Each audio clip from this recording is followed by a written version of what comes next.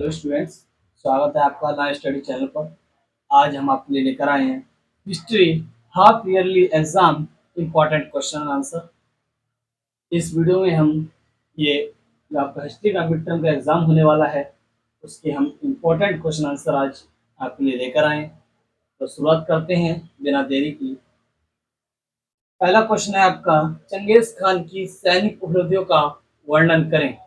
तो Genghis Khan है, उसके जो सेना के रूप में जो उपलब्धियां थी वो क्या थी, उनका वर्णन करना है आपको। तो आपको 3 अंक में पूछा जाता है, ये 3 आपको पॉइंट लिखने हैं। उसके बाद आपको इसको एक्सप्लेन करना है कैसे। उनकी 3 उपलब्धियां या 4 उपलब्धियां आपको कैसे लिखनी है। तो उन्हें था तीरंदाजी का अद्भुत कौशल। दोबारा रिपीट करता हूँ, तीरंदाजी का अद्भुत कौशल मतलब उन्हें तीर चलाने बहुत अच्छे तरीके से आते थे। ये उनका हुनर था कि वो तीर चला लेते। दूसरा, सेना में कुशल घुड़सवार, मतलब सेना में भी कुशल घुड़सवार थे। जो सेना थी उनकी चंगेज खान की, वो जो घोड़े थे उनको भी चलाना अच्छे तरीके से आता था। तीसरी जो बहुत इंपॉर्टेंट बात है, नेफ्ता बमबारी की शुरुआत। तो जो नेफ्ता बमबारी की शुरुआत थी वो चंगेज खान के सैनिकों ने की थी। तो ये 3 उपलब्धियां जो आपको लिखनी है 3 मार्क्स के लिए इंपॉर्टेंट है। अगर आपने ये प्रश्न कर लिए तो आप एग्जाम में अच्छे नंबरों से पास हो जाएंगे, ध्यान रखिए। बात करते हैं हम अपने सेकंड क्वेश्चन की। मंगोलों के पतन के मूल कारण लिखिए। 2 अंक में पूछा जाता है और कभी कभी 3 में भी पूछ लिया जाता है। तो आपको मंगोलों के मूल पतन के मूल कारण बताने हैं। तो 2 से 3 कारण आप बता देना। जैसे आपसी मतभेद, जो मंगोल थे उनके बीच आपसी मतभेद होते रहते थे, लड़ाई झगड़े होते रहते थे, जिसके कारण इनका क्या हुआ, पतन हुआ। इसको एक उदाहरण की सहायता समझते हैं। जैसे मैंने स्लाइडिंग बनाई आपसी मतभेद, तो आप इसे एक्सप्लेन करके लिख देंगे कि यहाँ मंगोलों में आपसी मतभेद होता था, आपसी झगड़े होते थे, इस कारण का पतन हुआ। ठीक है, लेकिन आपको मैं एक उदाहरण की सहायता से समझा देता हूँ कि आपसी मतभेद के कारण क्या होता है। देखिए, जब एक गुट या एक संगठन मिलकर चलता है तो शक्ति बढ़ जाती है। और जब सभी लोग आपस में ही कूटनीति आपस में ही लड़ाई झगड़े करने लगते हैं तो सब लोग बिखर जाते हैं, तो जो शक्तियां होती है वो कम हो जाती है। देखो एक उदाहरण, आपने कभी देखा होगा अंगूर वाले के पास जो अंगूर बेचता है, तो आपने देखा होगा कि जब जो अंगूर गुच्छे में होते हैं उनकी कीमत अधिक होती है जो टूटे हुए अंगूर होते हैं उनसे।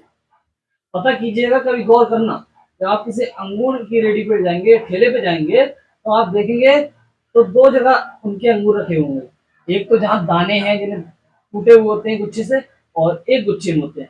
तो आप पाएंगे कि जो कीमत है वो आधे आधे का अंतर है।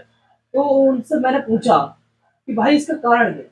वो ये कहता है इसका कारण है कि जो ये टूटे हुए नहीं है, ये टूटे हुए नहीं है, एक समूह में है, एक ग्रुप में है, जो जितने संग अपने परिवार के साथ रहता है, एक संगठन बना के रहता है, एक समूह बना के रहता है, उसकी शक्ति अधिक होती है या उसके दाम अधिक होते हैं। और जो बगल में पड़े हुए अंगूर हैं उनकी कीमत आधी है। अगर आप अपनी प्रेरणा से बिछड़ जाएंगे तो आपकी कीमत भी आधी हो जाएगी। इसलिए या आप झगड़ा करेंगे तो आपसी मतभेद नहीं करना चाहिए, इसलिए इनका पतन हुआ। समझ में आया? इतना अंतर हो जाता है लड़ाई झगड़े करने से और अलग हो जाने से। समझ में आया? इसका दूसरा कारण क्या है? इसका दूसरा कारण है पतन का अन्य धर्मों को अपनाया जाने लगा। जो मंगोल थे वो अलग अलग धर्मों को अपनाने लगे, दूसरे धर्मों को अपनाने लगे और अपना धर्म छोड़ दिया। इस कारण जो मंगोल थे उनका क्या हो गया, पतन हो गया। समझ में आया?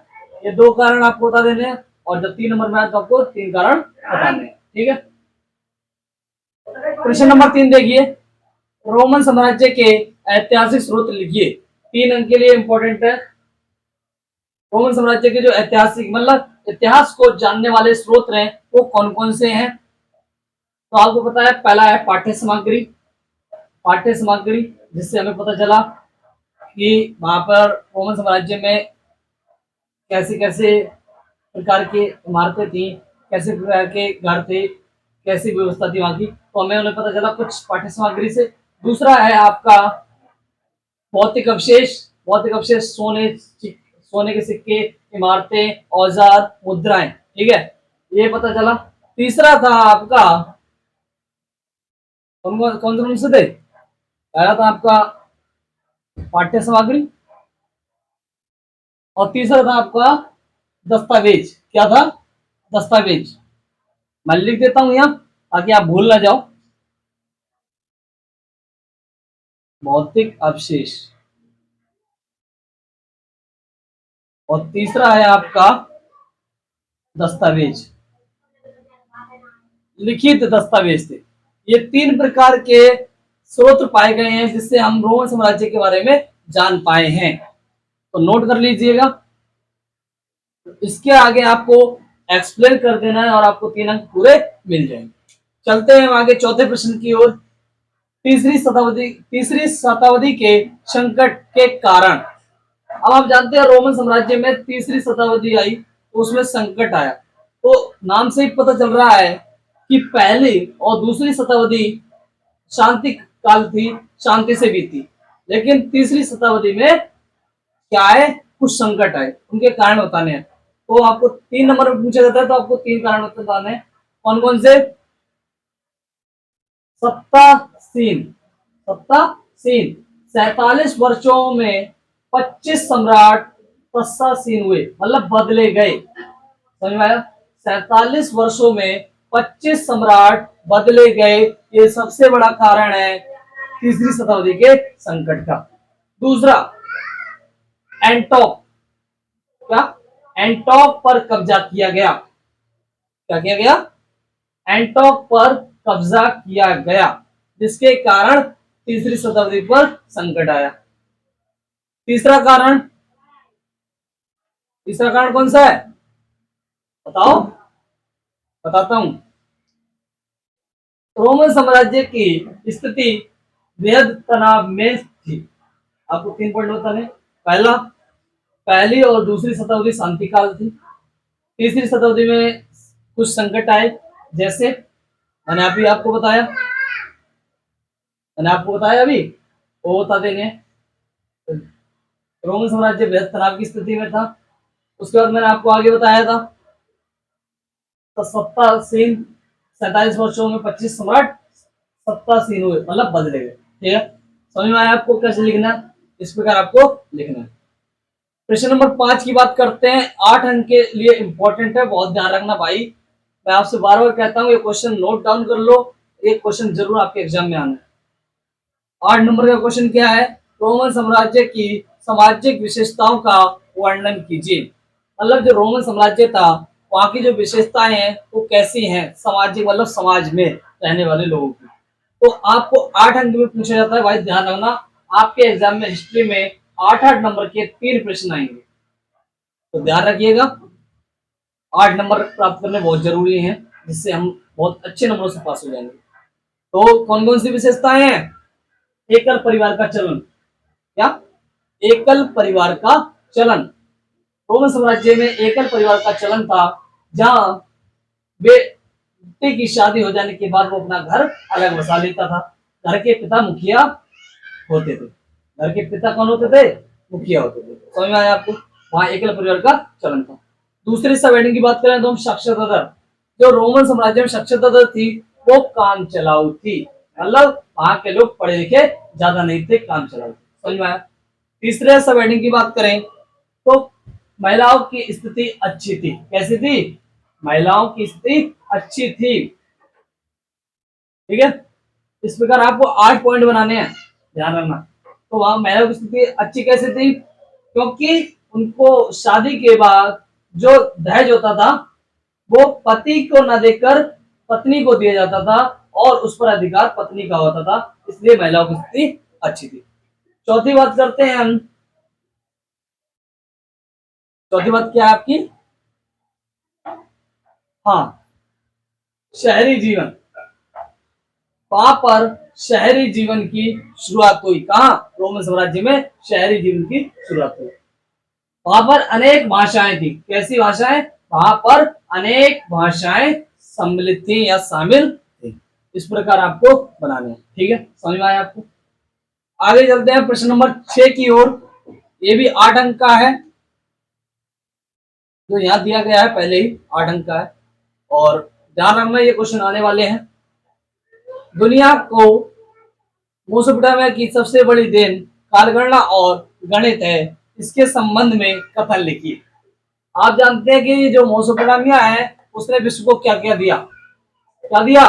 कालगणना दी, गणित दिए और कुछ भी दिया, और उसके संदर्भ में आपको कथन लिखने हैं। लगभग 8 कथन आपको लिखने हैं। तो मैं आपको कुछ कथन एक्सप्लेन कर देता हूँ ताकि आप अच्छे से लिख सकें और अच्छे से अच्छे अंक प्राप्त करें। तो मेसोपोटामिया की विश्व को सबसे बड़ी देन थी कालगणना और समय।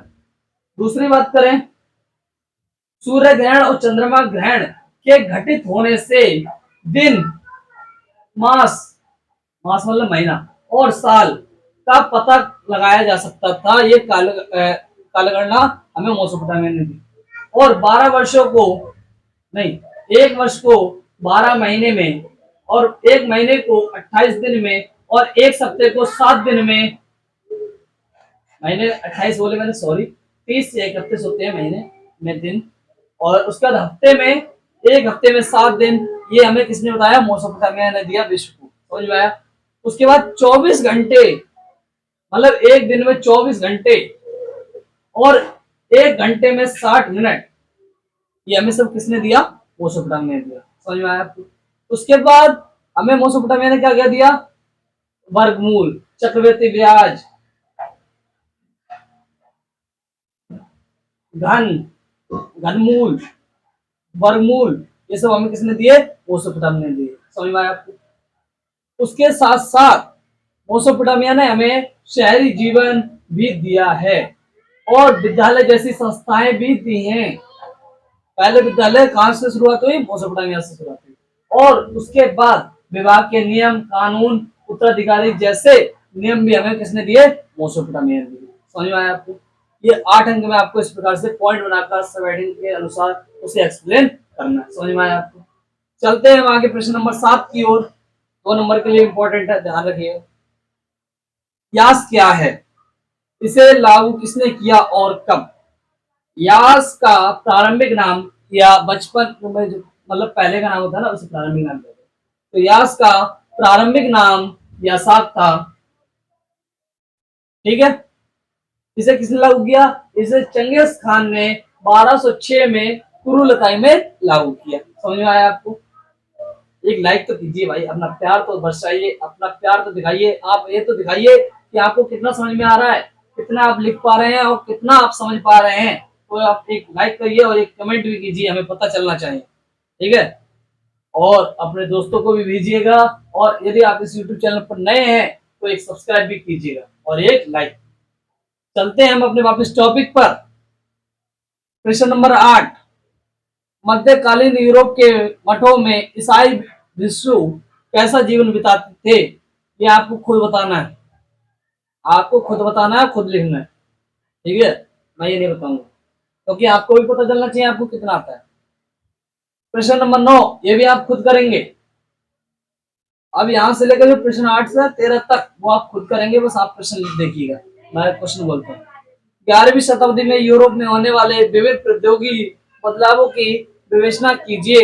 8 अंक में पूछा जाता है भाई, इसको बुक से, सपोर्ट से, सब जगह से देख लेना, नोट कर लेना, लिख लेना। 8 अंक के लिए इंपॉर्टेंट है, 8 अंक प्राप्त करना बहुत जरूरी है। समझ में आया आपको? ये आपको खुद बुक से ढूंढने हैं, खुद लिखने हैं। क्वेश्चन नंबर 10, सामंतों शब्द का अर्थ क्या है? एक अंक में एमसीक्यू टाइम में आपसे पूछा जाएगा। सामंतवाद शब्द का अर्थ क्या है? बताइए भाई, कमेंट करो, कमेंट करो। आपने चैप्टर पढ़ रखा होगा, कमेंट करो, कमेंट करो।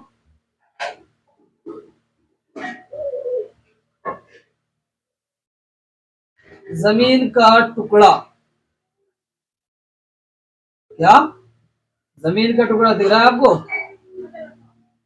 तो सामंतवाद शब्द का अर्थ क्या है? जमीन का टुकड़ा। क्वेश्चन नंबर 11, बर्बर शब्द का अर्थ क्या है? जो बर्बर है उस शब्द का अर्थ क्या है भाई? कमेंट करो।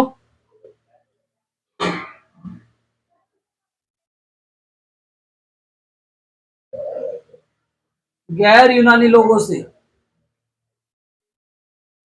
ठीक है, एक अंक के लिए इंपॉर्टेंट है। इस परवश शब्द का अर्थ क्या है? गैर यूनानी लोगों से, एक अंक के लिए। प्रश्न नंबर 12, प्रिंसिपलेट की स्थापना किसने की? पता होगा आपको, कमेंट करो, इंतजार करता हूं आपकी कमेंट का। ऑगस्टस। किसने की? प्रिंसिपलिटी की स्थापना ऑगस्टस ने की। वार का शीर्ष कहाँ प्राप्त हुआ?